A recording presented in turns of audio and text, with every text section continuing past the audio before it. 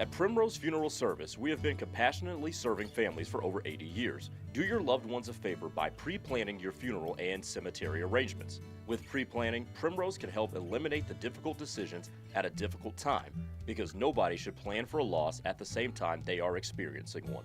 Our sincere commitment is to make things a little easier for you and your family. So contact Primrose Funeral Service at 405-321-6000 or visit them online at primrosefuneralservice.com. Signature Custom Pools creates more than just stunning pools. We create unforgettable memories.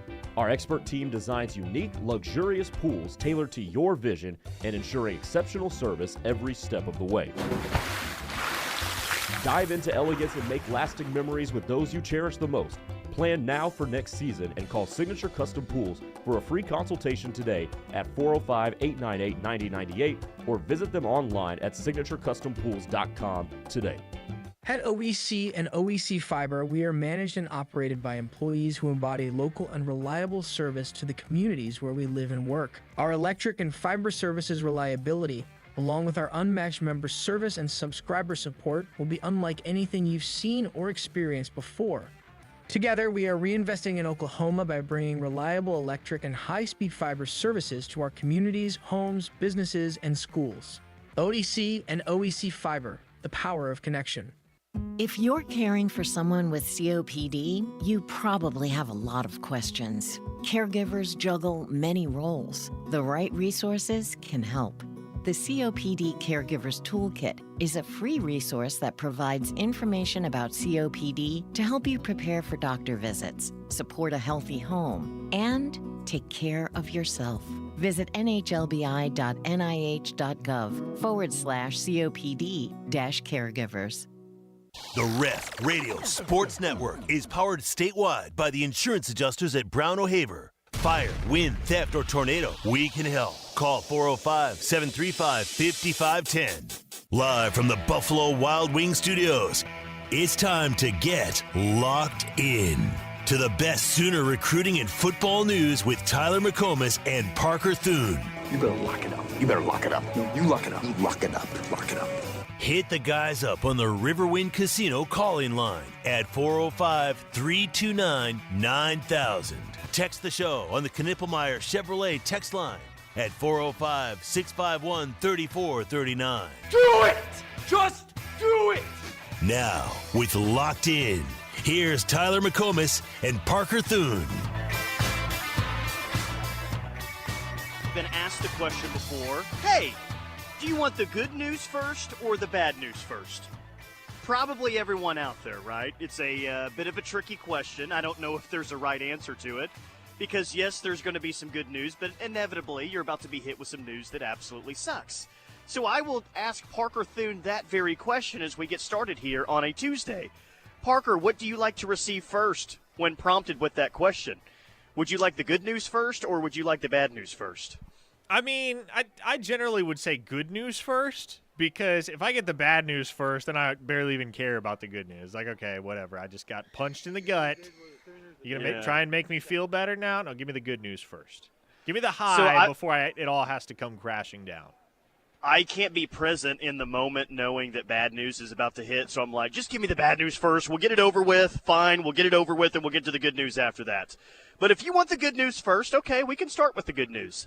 And that is the fact that top 100 receiver, 4-star Cortez Mills, is apparently, at least for now, shutting down his recruitment and sticking with OU as a commit. He put the lock-boji tweet out last night with a photo of him and the coaching staff on Owen Field. So took the Nebraska visit for the Colorado game. You and I were like, kind of feels like a decommitment. Edit could be coming soon. We'll talk about what happened to lead to that moment last night, but as of now, Cortez Mills is sticking with OU, and he told John Garcia Jr., I just feel like Oklahoma is the best place for me. I feel comfortable there and believe in the coaching staff. So the visit happened. You can't take that away. Will other teams try to get him on a visit now? I'm sure. How confident are you in the lock emoji that Cortez Mills tweeted out last night? Do you want me to answer transparently, Tyler? Yeah, I mean, I think I pretty much hinted it already. I mean, look, it's great news. Like, that's what you want to hear. Is it conclusive? Is it definitive? You'd hope so, but I can't confidently say yes, Tyler.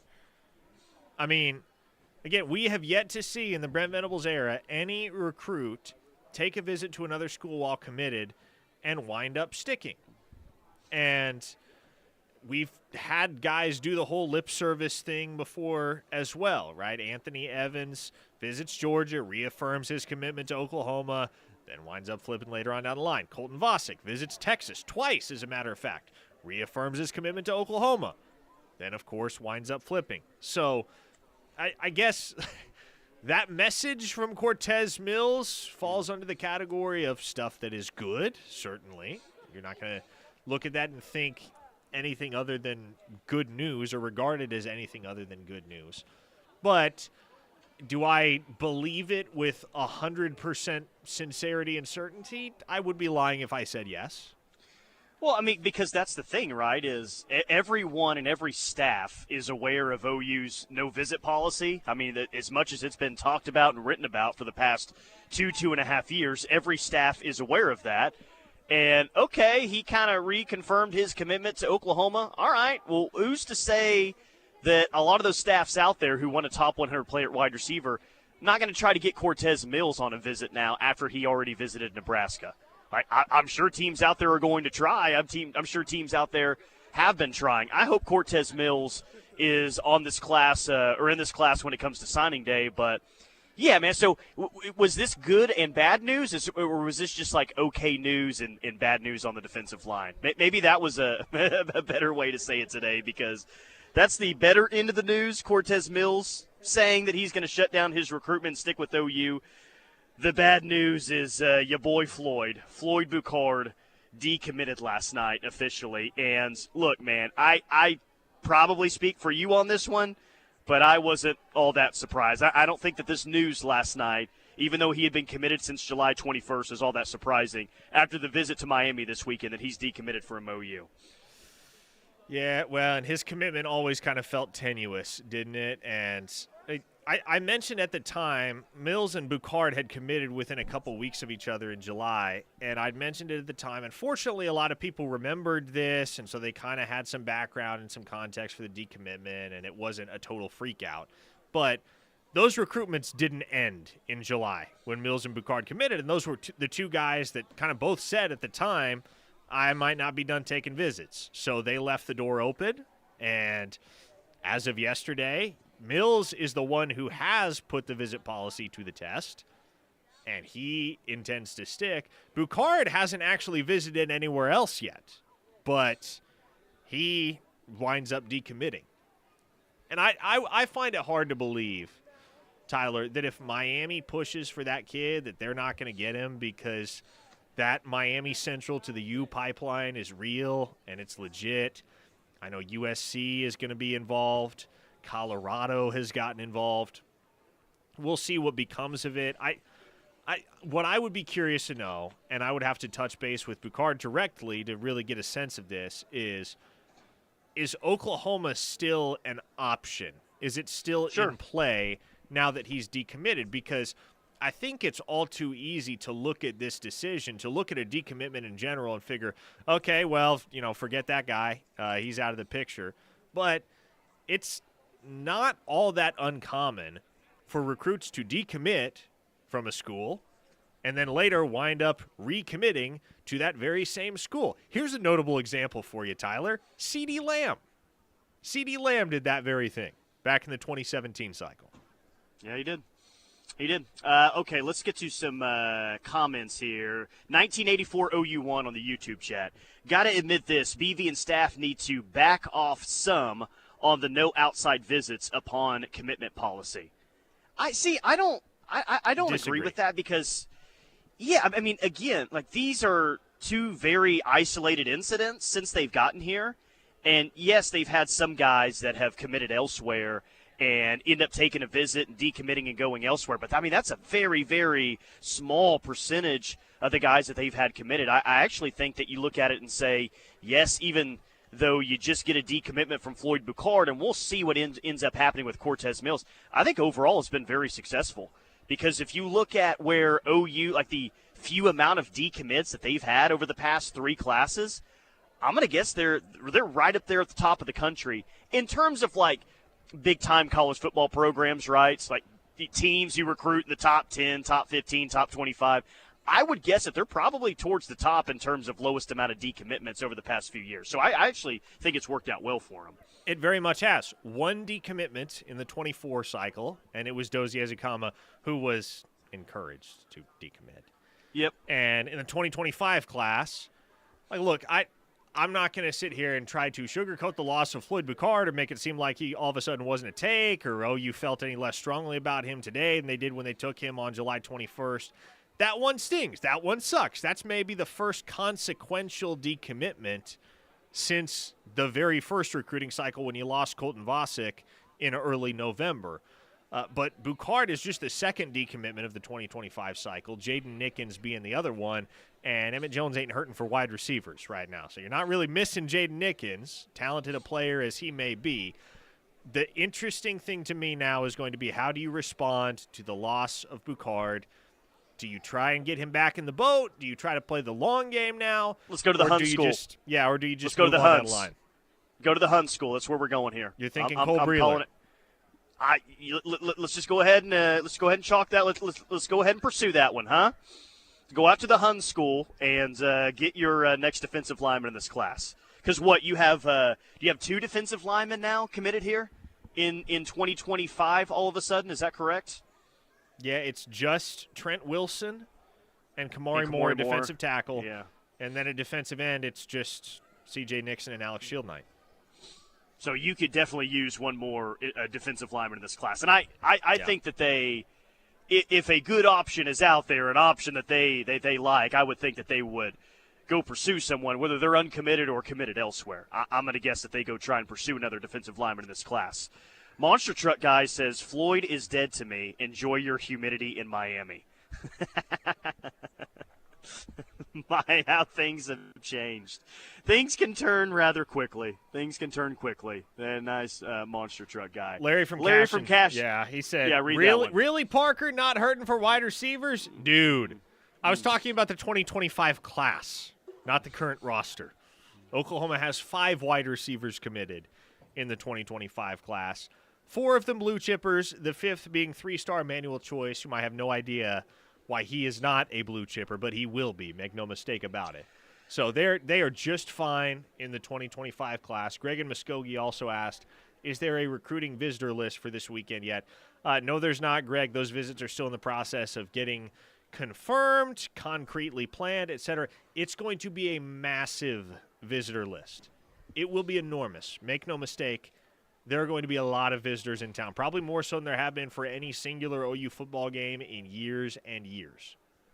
And it's not just football, too. Like, I know softball has got some visitors in this weekend, like kind of across a lot of sports on campus. They're using this weekend as a big opportunity, even if they don't play football, even if that's not the football team, to have a lot of recruits in and say, well, this is what Norman's like on a football weekend. This is what Norman's like when it's hopping. So it's not just football that's going to have a big recruiting weekend. It's across all sports. Mississippi Pot Roast says, I think it depends on if Cortez Mills has any homework or a flat tire. If you know, you know. Oh, gosh. And unfortunately, Mississippi Pot Roast, I know on both of those, flat tire and homework. Thanks for bringing up the great memories there. Slim Brady says, might as well go get Justice Terry with 4 laughing face emojis. Oh, man. He's still uncommitted, correct? Is he but really? Georgia's the field. No, he's going to go to Georgia. Yeah. He's going to go to Georgia. Greg from Lawton, hard no on back off the commitment rule. Grow. Okay, I don't know if I can read that. Would you like to read that second sentence? No, I would not like to read that. I would not. No. Don't grow some is essentially what Greg is saying there. That's what's going on. Sooner Fan D, are there any big-time quarterbacks coming in after Arnold and Hawkins are done? Well, you have Kevin Sperry committed in the 2025 class, and may I interest you in a top 10 quarterback nationally in the 2026 class in Jaden O'Neal? You may. Because he is committed, has been for some time, and he ain't going anywhere. And, boy, that kid can play. Speaking of quarterbacks, ideally you'd like to put your quarterback in a good situation to succeed, right? You're going to put him in a good environment, put him in a good situation. Better situation you put your quarterback in, most likely, the better he's going to play. I'm not confident about the situation that we put one Teddy Lehman in today. You know where I'm doing the show at from today? You know where I'm at? Where are you at? I'm at the Oklahoma State Fair. Really? And, buddy, it may be a Tuesday afternoon, but this place is crawling with people on a Tuesday afternoon. Have you ever seen Teddy in public before? You ever seen that? On very few occasions, yes, I have. But just based on my experience of about 90 minutes ago, dude is going to have to walk, essentially all the way across the fair to get where we're doing the show today, and he's going to have to walk through a lot of people this afternoon. I fear that I fear that I don't know if he's going to get here on time. We'll see. I don't know. But this is not a good situation for him to thrive in today. This is not his environment, man. Oh, boy. But, yeah, that's where I'm at today, Oklahoma State Fair. So if you're out here, come by and say hello. Give you more information on exactly where we are as the show goes on. But I do want to tell you that we're here with Metro Ford today, and they're having amazing deals, up to 10% off brand new 2024 models. And they're also having their fall blowout sale. Come see them at Metro Ford in Oklahoma City. Again, that is 10% off brand new 2024 models, and they've got a lot of different models here in the building that we're at today. We're at the Oklahoma State Fair. And, a lot of people out today. We're in the auto show. Cars everywhere in the auto show. And, we'll see how Teddy reacts to this situation. I'm very interested to see. Okay, we got to hit on some recruiting today for sure. But come on, we know what the big story is this week.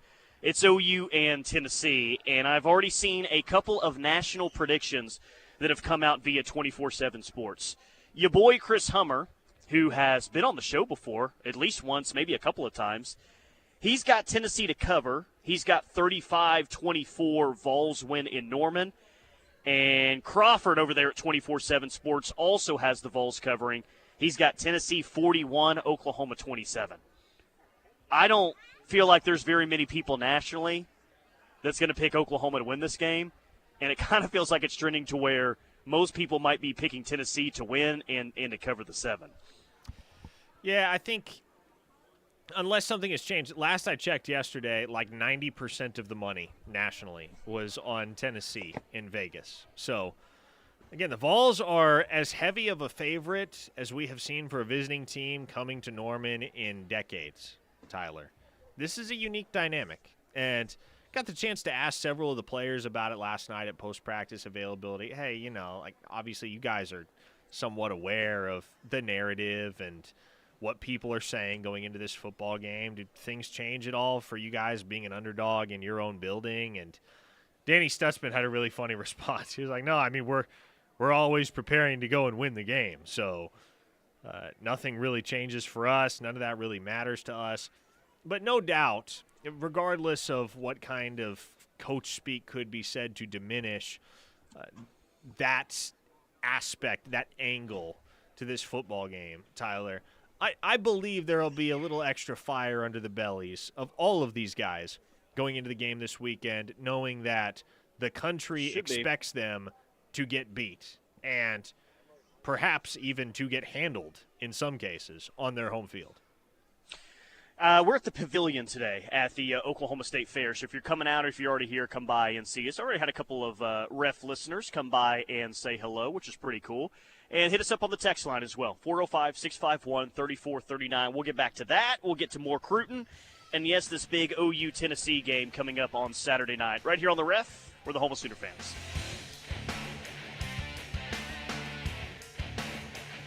Hey Ref Army, this is Sooner tight end and Norman North alum Jake Roberts. Catch me every Monday morning this football season on the Plank Show in the 10 o'clock hour for Jake's Takes. Listen live from anywhere in the world on the KREF app. The Ref, the home of Sooner fans.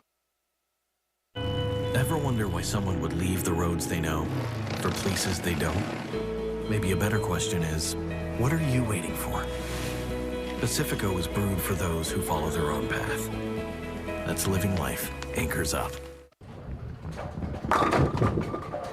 Are you looking for weekend plans? Sooner Bowling Center has something for you and the entire family. Each Friday and Saturday from 10 a.m. to 8 p.m., you can join them for the pizza, pins, and pop special. You get 60 minutes of one lane of bowling for 6 people, shoe rentals, a pitcher of soda, and a one-topping pizza. You can reserve online at SoonerBowl.com. Don't forget about their spare time grill and Social Butterfly catering for all of your catering needs. Visit them today, SoonerBowl.com.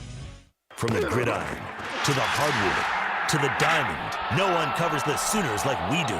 If it's Sooner Sports, we have you covered 24 hours a day, 7 days a week, 365 days a year. This is the home of Sooner fans. When you struggle with Crohn's disease or ulcerative colitis, you get used to not feeling 100%. I thought that was how it had to be.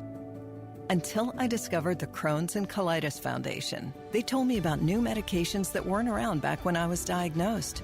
They helped me find a specialist who gave me a new treatment plan. I'm feeling better than I ever thought I could. Don't settle for not feeling your best. Take action today to take care of yourself. Spill your guts. Learn more at spillyourguts.org. Dear hero, whoever you are, you save lives.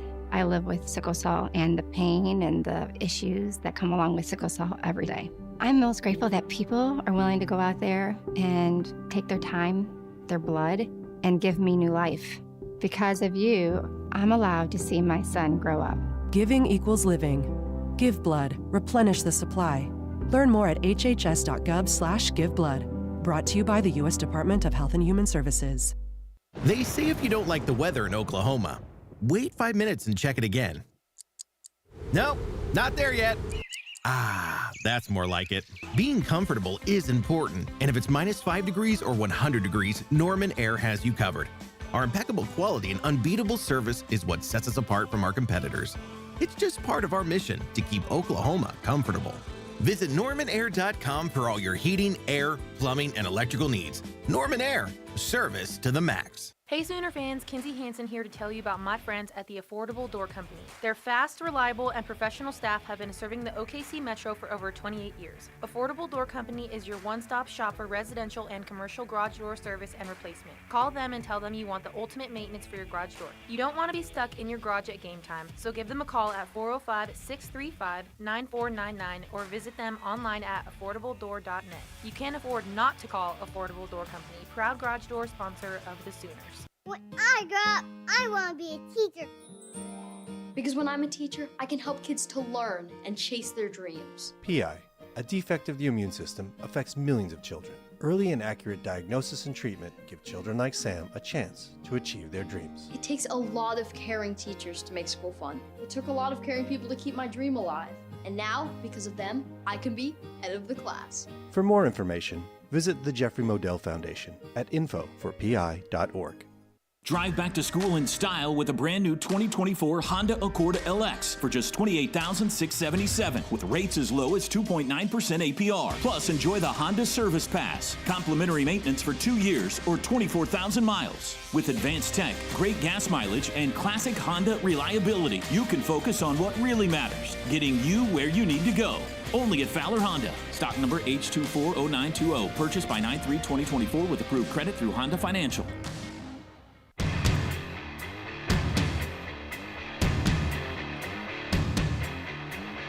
Locked in with McComas and Thune, live on the ref for the home of Sooner fans. I'm at the Pavilion Oklahoma State Fair with Metro Ford of OKC this afternoon.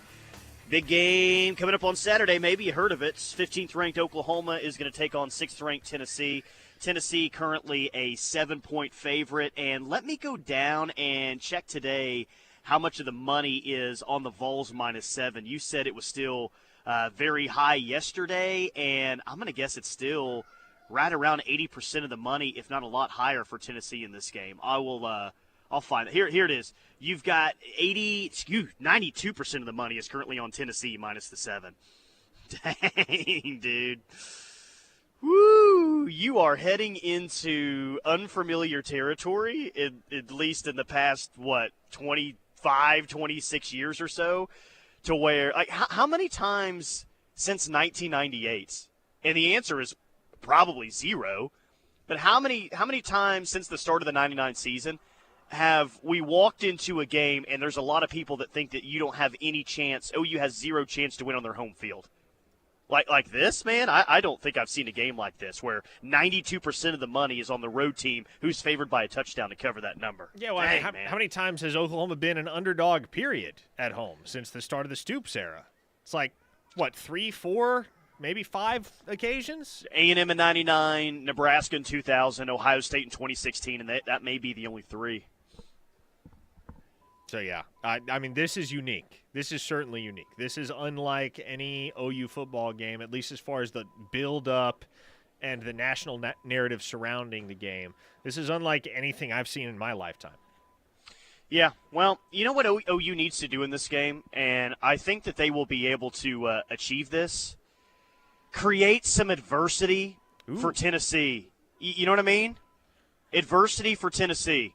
By the way, can you hear that beep going on in my headset? I can hear the beep, yes. Where is the beep coming from? The left ear of my headsets. Interesting. Oh, buddy, is it hard to stay composed right now with this going on? Oh, I bet it is. That's got to be miserable. Let me switch headsets here and see if this is still happening. That has to be insufferable to deal with. It's loud enough coming through in my headset. I can only imagine what you're dealing with. The beep is still happening, by the way. Oh, my gosh. Do you know? Oh, my gosh. Do you know what the deal is, where it's coming from? No, it's like left ear here, so I have no clue. You want me to just? This has never happened before. You want me to just stop talking for the next half hour so that way you don't have to listen to me and the beep at the same time? I don't know what to do. I can't blame it on Steely because Steely wasn't out here before us or anything. So, oh my gosh. Mark from Enid says we hear the beep too. How about this? How about I just make somewhat of a point? You can take off with it, and I'll see if I can unplug this headset. Make Tennessee face some adversity. They haven't faced any adversity offensively all year long. All they've been doing is coming out in games and hammer down on offense. Make them face a little bit of adversity here, all right, for the first time this year with the young quarterback. Yeah, well, and to me, as I said yesterday, you make this game fall on the shoulders of Nico Iamaleava. That's the path to victory. If you can minimize the impact of Tennessee's running game, which has been really, really strong through the first 3 weeks of the season, and you make Nico beat you with his arm, look, maybe he does it. Maybe he does go and beat you with his arm. And that's okay, if so. Chalk it up to, okay, 5-star, right, that's their guy. That's their quarterback of the future. That's the face of their program. If you lose that way, okay. The way I think it's inexcusable to lose is if you just let Tennessee's backfield and Dylan Sampson run all over you. But if you put the onus on Nico to go and beat you, that's where I think you give yourselves a lot more than a chance because he is just as inexperienced as Jackson Arnold is. This is the first true road start of his young career. Did you get the beep sorted out? Beep! Oh, my gosh. Even Yoda was like, beeping noise was very annoying, I state. Yeah, Yoda, you think so? Yeah, for now it's fixed. I don't know what happened, but that was awful. That was terrible. Yeah, I was worried. It's one for thing you. for me to deal with it. I feel bad that everyone else had to hear that annoying sound when we're talking about this game. So, on behalf of this tie line here, we apologies from the Ref Radio Network. Yoda on the text line said, "Very annoying. The beeping noise was." Yeah, that was good. A 405 listener. I gotta read this text. This text is amazing from a listener in the 405. Since this is a recruiting show and it's Tennessee week, I have to share my favorite recruiting story. I lived in Knoxville for about 10 years and listened to sports radio. They had a recruiting hour and open phones. Dude calls in and asks if Tennessee is recruiting Johnny Random, and the host is silent for about 10 seconds. I'm not familiar with him. Dude says, well, he's a 7th grader at Maryville Middle who can throw the ball about 50 yards. Is he going to be a Vol? Completely serious. Host again. Nothing on the air for 10 seconds. Next caller.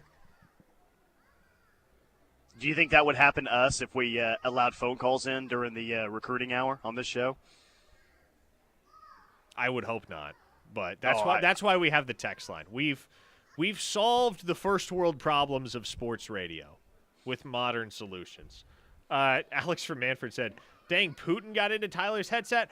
Seriously. OU photo guy Mark Desher did walk in earlier and say that I guess Hamas had found a way, or somebody had found a way to blow up all of Hamas's pagers, and apparently that happened in Lebanon earlier today. People had pagers in their pockets that were exploding. So just make sure that headset isn't about to explode, Tyler. Check for any explosive material that might be packed into that headset. I mean, over a decade at this station easily, and I've never experienced anything like that. And all I did is disconnect and reconnect, and it's good now. But Chris in Chicago, will it come back during the 3 o'clock hour? Selfishly, I kind of hope it does. I hope it does. Chris in Chicago on the text line says, "Figure out what caused the beep and put it into the Vols headsets." Yeah. I mean, seriously, could you see that? Just Heupel rage quitting after that, throwing his headset down. That'd be entertaining. How did you do, by the way, with the whole make Tennessee face adversity? Because I was looking back at the North Carolina State game. I mean, it's the best team that they've played. I don't think NC State is some great team, but for what it's worth, and I think Tennessee's a lot more than just Nico. I think their run game is real good. But in that game against NC State, Nico was 16-23 for 211 with 2 touchdowns and 2 interceptions. So I don't remember exactly what the interceptions looked like in that game. Maybe it was a couple of drops from their receivers, and it ended up not being on the quarterback. But for what it's worth, man, the only other game away from Knoxville, and I guess against the best team that Tennessee's played this year, he had a couple of mistakes in that game. Yeah. Well, and mistakes are going to happen for young quarterbacks. Right? I mean, who's the greatest young quarterback that we've seen in the last 10, 20 years in college football? That discussion probably boils down to Caleb Williams, Trevor Lawrence, Jameis Winston, Johnny Manziel. None of those guys were immune from mistakes. Right? They would have their ups. They would have more ups than downs, but they would certainly have their downs. And it's going to be the case with Nico Iamaleava as well. If you can force him to make a couple mistakes, and you can capitalize on said mistakes, and you get in position to make an interception and you secure it and you turn them over, or you strip the football and you manage to fall on it as opposed to letting Tennessee scramble to get back on top of it. I think if you win the turnover battle, and that's a very simple thing, but it is so crucial, and it is so directly connected to winning college football games, winning football games at any level. We've got teams that win the turnover battle far more often than not will win the game. If Oklahoma can win the turnover battle and they can force Nico into, let's say, 2 turnovers. If Nico turns the ball over twice, Oklahoma will be in this game up until the final gun, Tyler. I don't know if they win just based on that singular factor, but they'll be in it. Well, here's what I think, too, in terms of putting Tennessee in a situation where they really got to face some adversity. I think that's going to happen, but kind of the bigger picture, I think if OU plays well in this game, we're going to be talking about, win or lose, the best environment for an OU home game since at least 2008. And if they win the game, maybe we go back 8 years even before that, all the way back to 2000. But I think it is very, very crucial that this defense gets off to a good start, that this offense gets off to a good start just because of the opponent that you play. But, man, if you want Tennessee to face some adversity, the best way to do that is for the crowd on Saturday to be absolutely nuts, man. They get in the game. They're a real factor because I think everyone's going to show up with the mindset of we're going to make this an insane environment. Yeah. And if you have some success early, dude, this crowd's going to be ready to show up and be loud and be a big factor in this game. You play well early, we're going to see this place jumping on Saturday night. And I can't wait to see what I think is going to be the best atmosphere that we've seen in over a decade. I think as someone who loves college football, been going to games at OU for essentially my entire life, that fact has me even more excited about Saturday. Agree or disagree with this assessment from Sooner Co-Wetzel? If OU goes down by 2 touchdowns, it's over. Less than ideal. I guess the other comparison is, this could be the loudest crowd since 2000 Nebraska. They did get down 2 touchdowns in that game, but I don't think that's an apples-to-apples comparison. Is it completely over? No, because your defense can rally and maybe force some turnovers, but that is, what goes without saying, absolute worst-case scenario. And Not just for the defense, but for the offense as well, man. All of a sudden they'd have to play a game that I don't know if they're super comfortable playing. Yeah. Well, and I think it depends on when it happens, too. Like, let's say Tennessee scores on their first 2 drives of the game, and it's 14-0 right off the bat. The game's still far from over at that point, especially if you can get the crowd into it, force a couple turnovers, battle back defensively. But, if you're down 2 touchdowns midway through the third quarter, then you're going to have to start to press a little bit. You're going to have to start to make some stuff happen, unlock chunk gains down the field in the pass game. And is Oklahoma capable of stringing together a comeback in that type of circumstance? I don't really know. We don't have anything to go off as far as that's concerned. 719 listener says, we got to stand strong in the third quarter. We can't keep letting teams crawl back in after starting off strong. That is 100% true. Middle 8, man. Middle 8s. Britt talks about it all the time. They were not great in the middle 8 on Saturday. Beginning of the game, yeah, fantastic. End of the game, fantastic as well. Middle 8 kept that game a lot closer than maybe it needed to be. So you think Nick Anderson is going to be back on Saturday, correct? Yes. If Nick Anderson isn't back on Saturday, Tyler, I give up. Brent Venables had a funny comment in his presser today. Doesn't seem like he really knows either as to which of his guys are going to be available and which ones aren't week to week. 'Cause, like, for instance, after the game Saturday, or this week and a half ago, last Saturday against Houston, he said Gentry Williams' injury as well as Jake Taylor's injury weren't serious and that they probably weren't going to miss much, if any, time. And as it stands, those are the 2 guys that I think are going to be out for quite a bit of time compared to the rest of these guys that are dinged up. So I don't know what's going on between Venables and the medical staff, but Venables was kind of just throwing his hands up at the presser today saying, I don't know. But fortunately, we're all going to know conclusively what the injury report looks like for Oklahoma tomorrow because we will get our first SEC injury report. Interesting. Well, look, I think we all know that if Nick Anderson is available in whatever capacity that looks like, then that is going – the OU offense will be better because of that if Nick Anderson plays. But what's hard and what's really difficult is, okay, if we find out tomorrow for whatever reason that, hey, Nick Anderson is actually good, he's available to go, where do we really start with our expectations for Nick Anderson in this game and what he can do and what he's capable of? You know what I mean? Because he hasn't played in the game this year. This offense has really been struggling. There hasn't really been a downfield passing game to speak of. Maybe he can help that out, but like the offense is better with Nick Anderson back. But how much, I guess, would be my big question, seeing as what the offense looks like right now. I'm not saying that I think if he's available, he gets 1 catch for 12 yards. It's just hard to accurately, at least at this point for me, think what he's going to do because we just don't have a whole lot of information based with this offense. And that's certainly true. But I think what leaves me optimistic is that, Nick Anderson isn't working back from knee surgery like Andrell Anthony. He just pulled a hammy in fall camp. So of all the things he could be working back from, that's on the list of things that you would like a guy to be recovering from, because when he gets back on the field, he's probably going to be a lot more explosive and impactful from the jump than he would be if he were coming back from a major injury. So I expect Nick Anderson to have an impact on this football game. I expect Jackson Arnold to look his way early and often because those two have a rapport, right? Those two, there's a lot more chemistry. Saw that in the bowl game, at least. You saw it in the bowl game, and there's just a lot more chemistry there than there is between Arnold and a guy like Zion Reagans or Jacquez Petaway, just to pick a couple examples.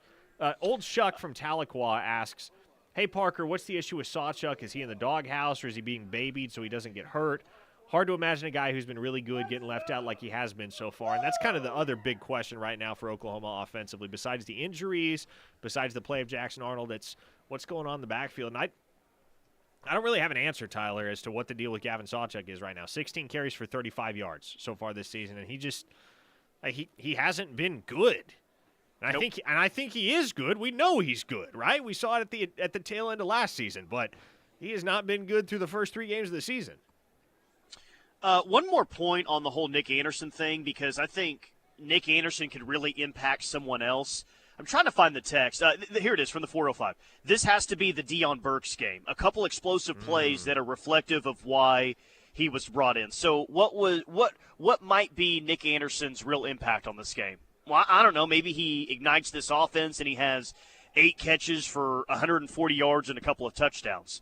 Or maybe he has an okay game statistically, but just his presence out there opens the door a little bit for a guy like Deion Burks to have a big game. And I think that definitely, that latter point you made, that's another thing that Nick Anderson is going to create. Another thing he's going to provide for this offense is just open things up for Deion Burks to get downfield, which we really haven't seen through 3 games. It's not that Arnold and Burks aren't connecting downfield. It's that Burks isn't really going downfield, period. And we saw in the spring game, and you saw last year in his redshirt sophomore season at Purdue, what he's capable of when he is active downfield and he's not just working the short and intermediate, which is really all he's done through the first 3 weeks of the season for Oklahoma, due in large part to the fact that they are so banged up. And you got to have a guy kind of a la Drake Stoops last year that you can consistently look for, that's going to create separation. You're going to be able to move the chains via. So I think having Nick Anderson back in the fold is going to enhance Oklahoma's ability to let Deion Burks loose when it comes to running downfield routes and stretching out a defense. 405-651-3439 is the text line. We'll get to as many texts as we can coming up next. Continue to look at this OU-Tennessee game coming up on Saturday. Sooners and the Vols, biggest game in college football. Ready for it already. Saturday can't get here fast enough. Final segment of Locked In's next, right here on The Ref. Hey, Sooner Nation, Coach Stoops here. You're listening to The Ref, the home of Sooner fans. When you're sick, you need to be seen by a health professional today, not next week. Norman Regional Urgent Care is here for you from 7 a.m. to 7 p.m. Open 7 days a week at Porter Health Village in Norman and Monday through Friday in Westmore. Our Goldby Clinic is opening soon, so we can care for you wherever you are. No appointment needed, just walk right in. Whether it's a sudden illness or a minor injury, Norman Regional Urgent Care is ready to get you back on your feet today, not next week. The fun never stops at Riverwind. The hottest entertainment. And the best rewards program in the metro. Visit us every Friday in September for a Sunset Showdown. Play with your wild card to win your share of $80,000. Your next big win is at Riverwind Casino.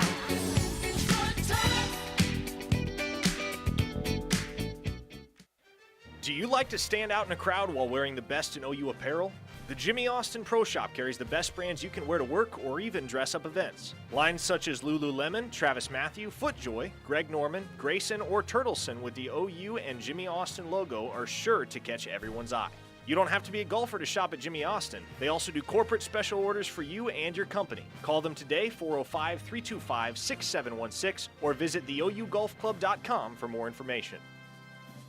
Entrepreneurs and More Norman in South Oklahoma City have an experienced business partner in their neighborhood. More Norman Technology Center's workforce and economic development team understands the challenges entrepreneurs and small businesses face every day. From building an effective business model to hiring the right employees and managing cash flow, More Norman's business development experts can help you move forward confidently and thrive, knowing that you have a skilled partner at your side. Learn more about More Norman's Technology Center by calling 405-801-5000 or visit us online at mntc.edu. 1 in 4 Americans today are living with a disability.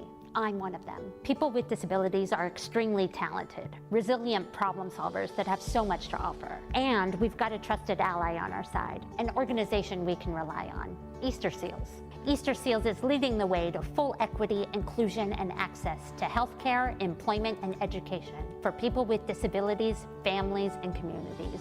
That's my Easter Seals. Make it yours. Learn more and get involved at easterseals.com. Have you or someone you know suffered a loss to your home or business from the recent storms? Before you accept a settlement, call Brown O'Haver at 405-735-5510. Brown O'Haver is a local-based company helping Oklahomans with claims since 1988 with preparation and expert analysis detailing your loss and insurance settlement. As your trusted consultant, Brown O'Haver can give you peace of mind and make sure you're getting what's yours. Call Brown O'Haver today, 405-735-5510, and make sure they're working for you.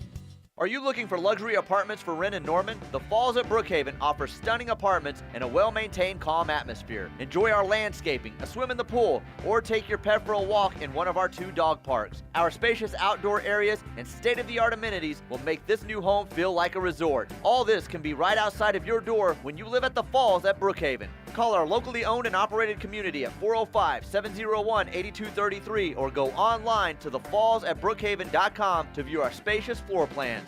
Hey, wouldn't it be great if life came with a remote control? You know, you could hit pause when you needed to, or hit rewind, like that time you knocked down that wasp's nest. Uh-oh. Well, life doesn't always give you time to change the outcome, but prediabetes does. With early diagnosis and a few healthy changes, you can stop prediabetes before it leads to type 2 diabetes. To learn your risk, take the 1-minute test today at doihaveprediabetes.org. Brought to you by the Ad Council and its prediabetes awareness partners.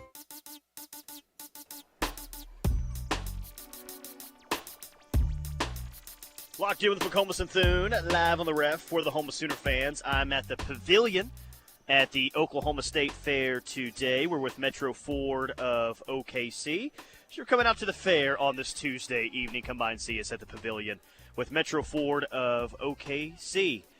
Here is a quote for you, because we all think that Billy Napier is going to be fired soon. I have no idea University how he of isn't Florida. fired yet. I have no idea how he isn't fired yet. There's a thought out there of who the interim head coach of the Florida Gators should be this year. And? Before I even throw out the name, do you want to guess who Reese Davis said on his podcast who it should be? Urban Meyer?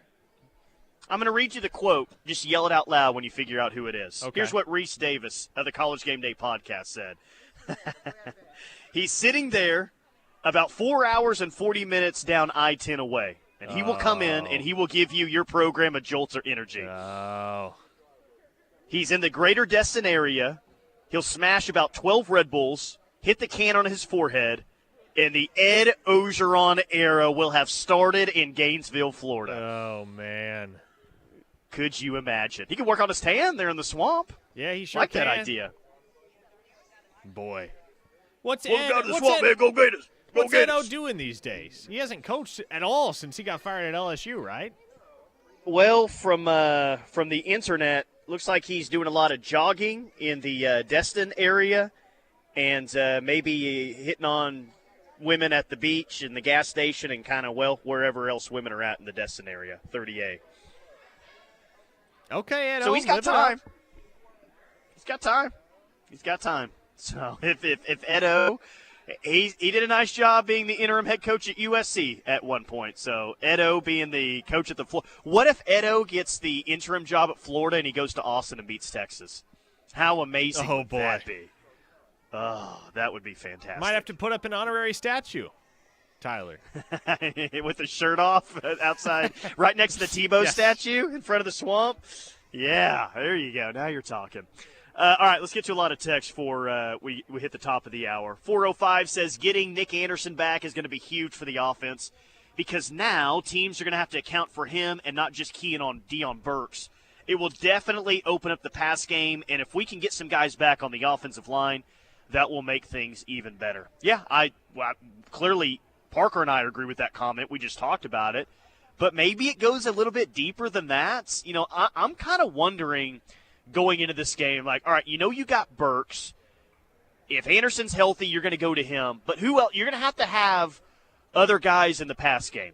Well, who's been your second-best receiver up to this point? Or I should say pass catcher, because he doesn't technically play wide receiver. I mean, we've seen Bauer Sharp involved in this offense, but is there a chance that we really see Bauer Sharp involved in the offense this week in a game like this? I think there could be. Well, I guess it depends on how much havoc James Pierce is wreaking, because you may need a tight end on the field to help out with James Pierce, depending on where he's lined up and whether or not he is just toasting Michael Tarquin or Jacob Sexton or whoever he might be lined up across. I feel a lot more confident in Sexton to be able to neutralize Pierce than I do Tarquin. But you may need a tight end on the field to help out in the blocking game and help mitigate Pierce's impact. And the stronger blocker between Sharp and Jake Roberts is certainly Jake Roberts. But I agree, man. Like, as far as the ability to stretch the field as a pass catcher and offer a more well-rounded skill set in that department, I think you have a superior option in Bauer Sharp that just hasn't really made his presence felt through 3 weeks. I couldn't tell you offhand what his season statistics look like. I know Roberts didn't catch a pass in Game 1 or Game 3, but he obviously had 3 for 51 and a touchdown against Houston. So I would figure that especially early in the game, as Oklahoma kind of starts to get a gauge on whether or not they're going to be able to hold Pierce at bay with just an offensive tackle, that they do have a tight end on the field pretty frequently, be it Bauer Sharp or Jake Roberts. Florida Sooner says, I'm just tuning in. Any confirmation on returnees from injury? And the answer to that is no. Best idea that you're going to get is tomorrow. Do they have to update that every day leading up to game day, or just on Wednesday? I thought it was just Wednesday and Saturday. I thought it was Wednesday and then Saturday day of. You know why they do that now, right, Tyler? You know what that's about. Gambling? It's about gambling. Mm-hmm. Yeah, that's accurate. It's accurate. But, I mean, this is the first mandatory injury reports in OU history tomorrow, right? So that kind of makes it unique. I'm not expecting to read this injury report tomorrow and it be, whoa, I didn't know this guy. I'm not expecting really to learn a whole lot. Like, we'll see how they play this thing. But it is interesting nonetheless. I mean, are you expecting, like, for some concrete information? Are they going to show their hand one way or the other with this injury report tomorrow? I mean, it's kind of hard to say, but based on the history of this game, I would say that you might just see a whole lot of guys listed questionable, if that's how you can list someone. Yeah. I mean, and that's probably what will happen. You will see pretty much everybody that is rumored and reputed to be playing this weekend listed as questionable. I doubt they list anybody as probable, unless it's a guy that's just dealing with something exceedingly minor that isn't even worth mentioning. Like, for instance, if you see Ethan Downs listed as probable, okay, maybe he has a hangnail or something. I don't know. But I would say that the guys for whom there is optimism regarding availability on Saturday, those guys will probably be listed as questionable. I think the majority of guys, regardless of whether or not they can be expected to play Saturday or not, will be listed as questionable. Just because I think as a coach, you want to be able to keep that competitive advantage of having your opponent guessing as to who you will be able to roll out and who you do roll out this coming weekend. From the state of Kansas, Anderson also brings better blocking on the perimeter at 220 pounds rather than at 150 pounds. Yeah, we'll see for sure if that's the case or not if he plays. But, man, perimeter blocking, I don't know if we've taken that for granted in previous years, because I feel like most years it's pretty good, especially with having a guy like Drake Stoops in the program. That has not been where it needs to be at this point. And I know that is it feels like that's a very small part of things offensively, but depending on the play call that it is, it's actually a big part of things. And that's wide receivers, that's tight ends, that's kind of everyone out on the perimeter right now. That's got to be a whole lot better. So, yeah, hopefully Nick Anderson, if he's available, can help out in a big way when it comes to that. Bobby and BA says, just being picky here, it is not an injury report. It is an availability report. They are not putting injuries on the report, just being picky. Well, that's like the you can call it whatever you want. Not the 2-minute warning. It's the 2-minute timeout. We're all going to call it the injury report. Is this something new for the SEC, or have they been doing this for a while with the injury report? See, I didn't say it, Bobby and BA. I didn't say it. That was the text line that said it that time. This is something brand new to the SEC. So they OU and Texas get that year one in the league. 405, I'll let you handle this one. Did you see the Floyd Boucard decommitment coming?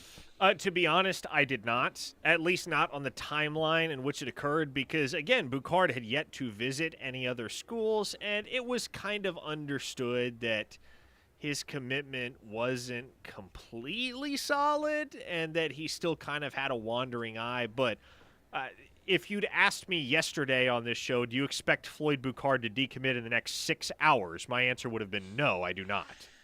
Yeah, I didn't see either of those coming like last night necessarily. I guess we were still kind of waiting on confirmation from Cortez Mills. I had forgotten about it with all the hype of the game this week, but then like, bam, like it felt like within 30 minutes of each other. There's some good news and some bad news, but OU still believe has the number 8 class according to Rivals at this point. Still nothing from Andrew Babalola, by the way. I know, man. Still waiting. Yeah, and there's nothing more that can really be said. I can't really offer any further analysis on that recruitment. Right now, it just comes down to that kid making a decision. And he has all of the data points. He knows what he likes and doesn't like.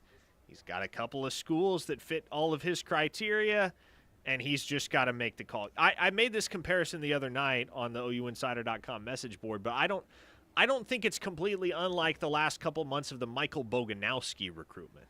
You remember that? Where I think he visited Oklahoma for game day at the season opener. I think it was September 1st that he was in town and saw a game day, and then it took another 6 weeks for him to commit to Oklahoma. So that's kind of the holding pattern that we're in right now with Babalola, just kind of sitting on our hands and waiting.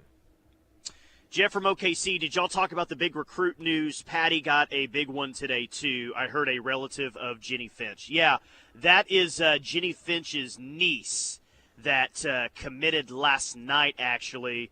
She's the number 25 overall player in the 26 class, and she's the number 10 pitcher in the 26 class from the state of California. So the state of California pipeline stays strong with OU softball. You know, and here's a good question, too. We talk so much about Branson Hickman, talk so much about Nick Anderson being back, and rightfully so. But how big of an impact is it if Troy Everett is back? A texture from the 405. Well, I think it's huge in particular because it allows Jacob Sexton to play left tackle. And you can just forget about that. You can forget about the possibility of, if so-and-so happens, we have to slide Sexton back inside to left guard to fill the void. No, if you have a healthy Troy Everett, that allows Jacob Sexton to play left tackle. That is where he belongs. And against some of the top edge rushers in the SEC, Tyler, that's where you're going to need Jacob Sexton. Yeah, 100%. All right, we got Porter Moser coming up next on the show. Porter Moser, OU men's basketball coach. We'll talk to him about a very big day today in Norman, Oklahoma. You want to be tuned in for that. The Rush is coming up next. Keep it locked on the Ref.